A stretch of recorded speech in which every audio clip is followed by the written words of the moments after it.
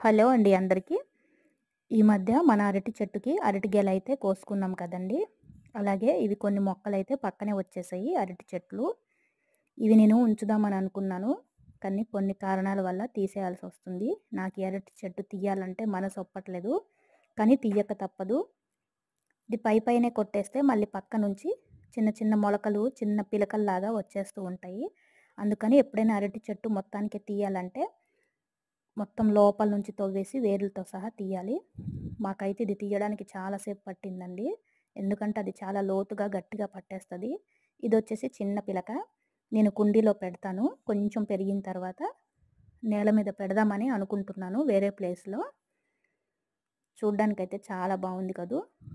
ఇది మనకి పచ్చ అరటి గెలండి. గెల తాలూకా చెట్టు. ఈ చిన్న పిలక ఒక కుండీలో, ఈ పెద్ద మొక్క వచ్చేసి మరొక కుండీలో ఇలా నాటుకున్నానండి. Thank you.